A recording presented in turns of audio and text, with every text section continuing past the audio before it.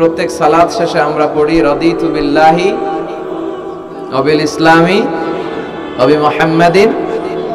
এগুলো পড়েন তো আপনারা, নাকি নামাজ শেষে মুনাজাতের জন্য বসে থাকেন? আল্লাহুম্মা আমিন ইয়া আরহামার রাহিমিন, এরকম একটা মুনাজাত দেয় না দেশে? তাড়াহুড়ো করে, তাসবিহগুলো পড়তে চায় না। তাসবিহ পড়বেন, বিশ্বনবী সালাম ফিরানোর পরে আল্লাহু আকবার বলে আওয়াজ করতেন, এরপর 3 বার পড়তেন আস্তাগফিরুল্লাহ আস্তাগফিরুল্লাহ আস্তাগফিরুল্লাহ। এরপর বিশ্বনবী 33 বার সুবহানাল্লাহ পড়তেন, 33 বার আলহামদুলিল্লাহ পড়তেন, 34 বার আল্লাহু আকবার পড়তেন, আয়াতুল কুরসি পড়তেন। আপনারা পড়েন? মান ক্বারা আয়াতাল কুরসি দুবুরা কুল্লি সালাতিন মাকতুবাতিন লাম ইয়ামনাহু মিন দুখুলিল জান্নাতি ইল্লাল মাউত।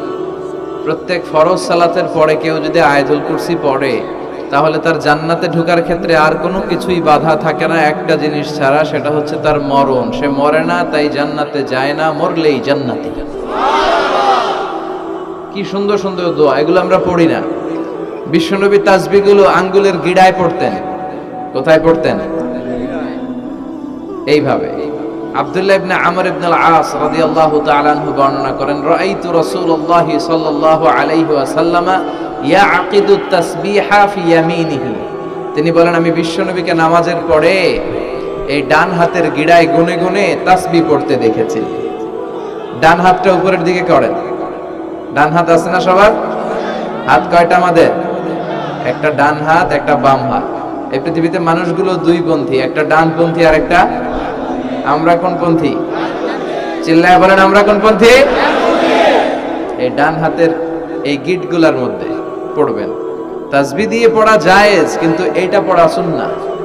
এইভাবে সুবহানাল্লাহ করে পড়া সুন্নাহ। আলহামদুলিল্লাহ পড়েন।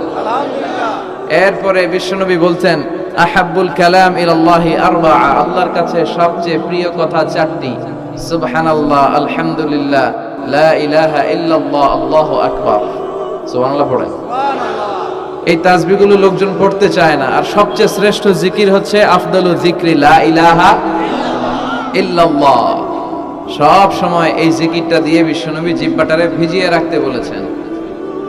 লা ইয়াজালু লিসানুকা রাতাবান মিন যিকরিল্লাহ, সব সময় তোমার জিহ্বাটা যেন আল্লাহর জিকির দিয়ে ভিজে থাকে। সব সময় আল্লাহর নাম জিহ্বায় রাখলে লাভ না লস? কত অবসর সময় আমরা কাটাই, তাই না? বাস স্টেশনে দাঁড়িয়ে থাকি, বাস আসে না, অবসরে বসে থাকি, সময় কাটে না, তখন আমরা কি বলবো? লা ইলাহা